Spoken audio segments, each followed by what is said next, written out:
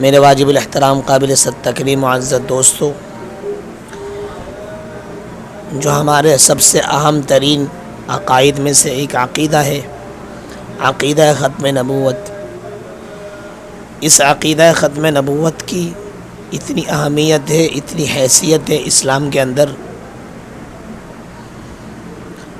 کہ جس کے بارے میں اللہ رب العالمین نے قرآن کریم میں ارشاد فرمایا کہ ما کان محمد ابا احد من رجالکم، کہ مردوں کی جو جماعت تم میں سے کسی بھی شخص کے اللہ کے حبیب والد نہیں ہے، ولیکن رسول اللہ، لیکن وہ میرا رسول ہے، وخاتم النبیین، اور نبیوں کا خاتم ہے، یعنی حضور علیہ الصلاۃ والسلام آخری نبی ہیں۔ اور اسی کو اللہ کے حبیب صلی اللہ علیہ وسلم نے اپنی زبان اقدس میں یوں سمجھایا ہے کہ سیکون فی امتی، کہ میری امت کے اندر 30 لوگ اس طرح کے آئیں گے جو جھوٹے ہوں گے، کذاب ہوں گے، دجال ہوں گے، اور ان میں سے 30 ہی جو ہے ہر ایک یہ عہد کرے گا، یہ عزم کرے گا اور یہ اپنی زبان سے کہے گا کہ میں نبی ہوں، حالانکہ میں آخری نبی ہوں، میرے بعد کوئی نبی پیدا نہیں ہوگا سچا۔ تو حضور علیہ الصلاۃ والسلام نے خود ہی اپنے احادیث میں اپنے ارشادات کے ذریعے سے بھی بتلایا، بلکہ اللہ تعالیٰ نے بتلا دیا تھا اپنے آخری کلام کے اندر۔ تو پھر اس آخری کلام کی تشریح کرتے ہوئے رسول اللہ نے خود ارشاد فرمایا کہ میں آخری نبی ہوں، میرے بعد کوئی سچا نبی پیدا نہیں ہوگا۔ اللہ کے حبیب نے جب یہ فرمایا سیکون فی امتی 30 کذابون، کہ 30 تو آئیں گے لیکن کذاب آئیں گے، جھوٹے تو آ سکتے ہیں میرے بعد، لیکن سچے نبی کوئی نہیں پیدا ہو سکتا میرے بعد۔ لیکن حضور علیہ الصلاۃ والسلام کے زمانے سے لے کر آج تک کتنے لوگوں نے نبوت کا دعویٰ کیا، مدعی نبوت بن کر آئے، تو ہر زمانے میں ہر دور کے اندر ان کا مقابلہ کیا، ان کے مقابلے کے لوگوں نے، مسلمانوں نے۔ جیسے کہ ایک بہت اہم ترین حضور علیہ الصلاۃ والسلام کے زمانے کے اندر ایک شخص تھا جو نبوت کا دعویٰ کرتا، جس کا نام مسیلمہ کذاب تھا۔ اس نے ایک مرتبہ حضور علیہ الصلاۃ والسلام کو خط لکھا، اس خط میں یہ لکھا کہ اے محمد، آپ جب تک حیات ہے، زندہ ہے، اس وقت تک آپ نبی، آپ کی وصال کے بعد میں نبی بن جاؤں۔ یہ دوسرا آپشن یہ دیا کہ آدھے عرب کے آپ نبی اور آدھے عرب کا میں نبی۔ حضور علیہ الصلاۃ والسلام نے اس کے خط کو پڑھا، اس میں یہ لکھا ہوا تھا، تو حضور علیہ الصلاۃ والسلام نے اس خط کے اندر جواب یہ لکھا کہ میں تو اللہ کا رسول ہوں، آخری رسول ہوں، اور تو ایک نمبر کا کذاب ہے، دجال ہے، جھوٹا ہے۔ جب یہ الفاظ لکھ دیے، پھر اللہ کے حبیب نے اس خط کو یوں لہرایا اور ارشاد فرمایا، صحابہ بھی وہاں سارے موجود تھے، کہ بتاؤ بھائی اس خط کو اس مسیلمہ کے دربار میں کون لے کر جائے گا؟ تو ایک صحابہ فرماتے ہیں کہ ایک شخص تھا، وہ بھی صحابی تھے، کہ وہ اپنے سر کے اوپر ایک چھابڑی، یعنی جس کے اندر کچھ چند کھجوریں لے کر بیچنے کے غرض سے نکلا ہوا تھا، وہ بیچ رہا تھا، اور اس کے منہ کے اندر بھی چند کھجور کے ٹکڑے تھے، گویا وہ کھا رہے تھے۔ پھر اس دوران جب اللہ کے رسول کی زبان اقدس سے یہ الفاظ سنے کہ کون یہ مسیلمہ کذاب تک خط لے کر جائے گا، اس شخص نے نہ دائیں دیکھا نہ بائیں دیکھا، فوراً برملا ہو کے اٹھا، اللہ کے حبیب میں لے کر جاؤں گا، اللہ کے حبیب یہ خط میں لے کر جاؤں گا۔ تو جب اس شخص نے یہ کہا زبان سے میں لے کر جاؤں گا، تو اس شخص کے منہ کے اندر جو کھجور کے ٹکڑے تھے وہ گرنے لگے۔ صحابہ فرمانے ہمارے اوپر وہ گرے۔ ہم نے کہا اللہ کے بندے اتنی جلدی کیوں کر دی تم نے، پہلے کھجور تو کھا لیتے۔ خدا کی قسم قربان جاؤں، اس شخص کے الفاظ پر انہوں نے کیا جواب دیا، کہا بھائی اگر میں کھجور کھانے تک کی مہلت مانگتا، اس وقت میں انتظار کر لیتا کہ میرے فرمائے کھجور کے جو دانے منہ کے اندر ہیں وہ اندر چلے جائیں، اس کے بعد میں جواب دوں، کہ اس کے بعد تک تو فرمائی یہ جو ڈیوٹی اللہ کے رسول لگا رہے تھے یہ کوئی اور لے لیتا، یہ ڈیوٹی مجھ سے چھن جاتی، اس سے میں محروم ہو جاتا۔ تو اس شخص نے فوراً فرمایا، اس خط کو لیا اور خط لینے کے بعد اللہ کے رسول نے کہا اچھا آپ جاؤ گے؟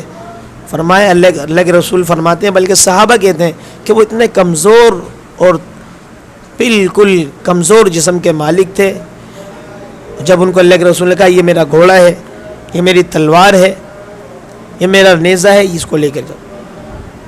صحابہ فرماتے ہیں جب وہ گھوڑے کے اوپر بیٹھے، اپنے سینے کو تان لیا، تلوار لگا دی، نیزہ لے لیا، ایسے جیسے کوئی جرنیل جایا کرتا ہے. صحابہ فرماتے ہیں ہم دیکھ رہے کہ یار کیسا یہ شخص ہے، اس کی حالت دیکھو، لیکن اس کے انداز دیکھو کہ جرنیل جیسا لگتا ہے. جسے فوراً وہ جرنیل بن کر اللہ کے رسول کے خط کو لے کر مسیلمہ کے دربار میں پہنچا. جیسے اس کے دروازے پہ پہنچا فوراً نیزہ زور سے اس میں مارا دروازے میں. اندر سے آواز آئی کون؟ کہا تمہیں پتہ نہیں ہے میں کون ہوں؟ جرنیلوں کی طرح جواب دیا کہ تمہیں معلوم نہیں ہے میں کون ہوں؟ کہ ہمارے تو چہرے بتاتے ہیں ہم رسول اللہ کے غلام ہیں، ہمارے تو فرمائے کہ انداز بتاتے ہیں ہم رسول اللہ کے غلام ہیں. ہاں بولیں کیا ہوا؟ مسلم میں کہتا ہے بولیے خط کیا ہوتا ہے؟ کیا بولے؟ یہ خط لے کر آئے ہوں رسول اللہ کا اب تک. کہا دکھاؤ خط. آپ کو معلوم ہے کہ بادشاہوں کی عادت رہی ہے کہ بادشاہ خود نہیں پڑھا کرتے تھے خطوط کو، بلکہ اپنے برابر میں کسی شخص کو رکھتے تھے. اس دوسرے اپنے شخص کو پکڑایا اس نے، اپنے کوئی چوکیدار تھا، گنمین تھا، کوئی تھا، اس نے پڑھ کر سنانے لگا. آخر میں یہ لفظ تھا کہ مسلمہ تو کذاب ہے، میں تو اللہ کا رسول ہوں. کذاب کو دیکھ کر اور اتنی مجلس کے اندر سارے کے سارے ان کے حواریین جب موجود ہوں تو آدمی کو تن بندن میں آگ لگ جائے گی. تو ان کو بھی اسی طرح آگ بھگولا ہو گئے وہ مسلمہ. اس نے کہا کہ تیرے نبی نے مجھے کذاب کہا ہے؟ بولا ہاں بالکل کہا ہے. کہ تیرا کیا خیال ہے؟ بول ظالم بے وقوف، تو مجھ سے خیال پوچھتا ہے کہ جس کو میرا نبی کذاب اور جھوٹا کہہ دے وہ تو فرمائے 7 سمندروں کے پانی سے اس کو دھو دیا جائے، اس جب تک فرمائے کہ اس کے جو یہ کذاب اور جھوٹا پن، کذب اور دجل اس کا ختم نہیں ہو سکتا. جس کو میرا نبی کذاب کہہ دے وہ ہوتا ہی کذاب ہے. تو پھر جب یہ الفاظ کہے اس نے کہا کہ تمہارا کیا خیال؟ کہ میرا خیال وہی ہے جو میرے نبی نے فرمایا کہ دیکھ لو پیچھے مڑ کے دیکھو میرے ساتھ کتنے بندے ہیں، دائیں دیکھو بائیں دیکھو میرے یہ بندے ہیں، آپ کو نظر نہیں آ رہے؟ کہا مسلمان مجھے ان سے ڈر آتا ہے کہ آپ کو معلوم نہیں ہے جب رسول اللہ نے مجھے خط حوالے کیا تھا کہ میرے 11 سے 12 بچے ہیں اور کچھ بچے ان میں ایسے ہیں کہ جو دودھ پیتے ہیں، کچھ بچے ایسے ہیں جن کو چلنا بھی نہیں آتا ہے. ابھی جب رسول اللہ نے مجھے خط تھمایا اس وقت میں نے اپنے بچوں کی طرف التفات نہیں دیکھا، تو میں تیرے اس نوکر چاکر بندوں کی طرف کیسے دیکھوں؟ کر تو جو تجھے کرنا ہے. صحابی وہاں جو بعد میں صحابی بنے، جو مسلمہ کذاب کے اس وقت نوکر چاکروں میں سے تھے، وہ لکھتے کہ اس وقت اس شخص نے کہا کہ کر لے جو تجھے کرنا ہے. فوراً اس نے نیزہ اٹھایا، تلوار اٹھائی، مسلمہ نے ایک بازو کاٹ دیا. پھر کہا ہاں اب تیرا کیا خیال ہے؟ کیا بڑا نادان ہے تو، بے وقوف ہے مسلمہ. ابھی بھی پوچھتا ہے کہ کیا خیال ہے؟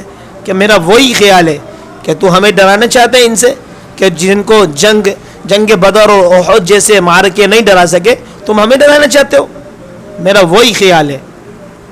دوسرا فرمایا کہ اس نے نیزہ اٹھایا، تلوار اٹھائی، دوسرا بازو بھی ان کا گرا دیا، زمین پہ گر گیا. اب دھڑ لٹ بالکل کھڑا ہوا، دونوں ہاتھ دونوں بازو گر چکے. پھر اس کے بعد پھر کہتا ہاں اب تیرا کیا خیال ہے؟ کہ بڑا ہی نادان ہے، بڑا ہی احمق ہے تو. اے مسلمہ تم ہمیں ڈرانا چاہتے ہو، کبھی ایک بازو کاٹ کے پھر پوچھتا ہے خیال، دوسرا بازو کاٹ کے پھر پوچھتا ہے خیال، کہ تم ان لوگوں کو ڈرانا چاہتے ہو جو فجر کی نماز پڑھ کر سب سے پہلی جو دعا کرتے ہیں وہ شہادت کی کرتے ہیں، کر جو کرنا ہے تجھے. روایت میں آتا ہے فوراً اس نے دوبارہ ایک اور مارا، نیزہ یہاں مارا، گردن پہ مارا، شہید ہو گئے. یہاں فوراً انہوں نے تلوار سے ان کو شہید کر دیا.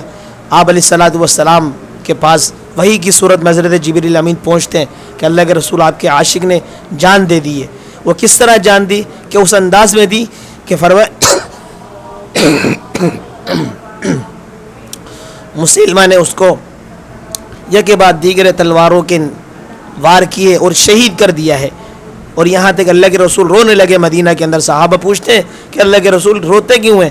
کہ تمہارا جو دوست میرا عاشق حبیب بن زید اللہ کی راہ کے اندر شہید ہو گیا ہے، میرے دفاع کے کرتا کرتا اپنے فرمایا جان کے ٹکڑے کروا دیے، لیکن فرمایا پیچھے نہیں ہٹا، اس گستاخ کے سامنے آنکھوں میں آنکھیں ڈال کے بات کرتا رہا، اور اللہ تعالیٰ کی طرف سے یہ آواز آئی ہے کہ 8 دروازے اس کے استقبال کرنے کے لیے انتظار کر رہے ہیں کہ حبیب بن زید کو دفنا جائے، فوراً یہاں ہماری طرف آ جائے۔ یہ فرمائے کہ ختم نبوت کے عقائد ہوا کرتے ہیں، ختم نبوت کے لیے اللہ تعالیٰ جس کو چن لے، اس سے بڑا فرمائے کہ کسی کے لیے بھی کوئی فضیلت کے کام نہیں ہو سکتا، اتنا بڑا فضیلت کا کام ہے یہ۔ تو چلو صحابہ کرام کے اندر معاملات تھے، آج کے اس پرفتن زمانے کے اندر دیکھیں، مثال کے طور پہ ابھی قریب ہی کے اندر ہم چلے جائیں، چند سالوں پہلے ممتاز قادری رحمۃ اللہ علیہ، انہوں نے ایک ختم نبوت کے عقیدے کے اوپر حرف آ رہا تھا، جب انہوں نے ختم نبوت کا دفاع کیا تو اللہ کریم نے کیا ان کی مدد کی، کیا ان کو نوازا۔ آج تک ان کی دنیا، ان کا چاہے وہ مسلک بریلوی مسلک سے تعلق رکھتے تھے، لیکن دیوبندی بھی ان کا نام فخر سے لیتے، بریلوی بھی، اہل حدیث بھی، الغرض مسلمان جو ہے ہر ایک، اس لیے کہ اللہ کے رسول کے ختم نبوت کے عقیدے کا پرچار کرتے کرتے اپنے جان اللہ تعالیٰ کے حوالے کر دی۔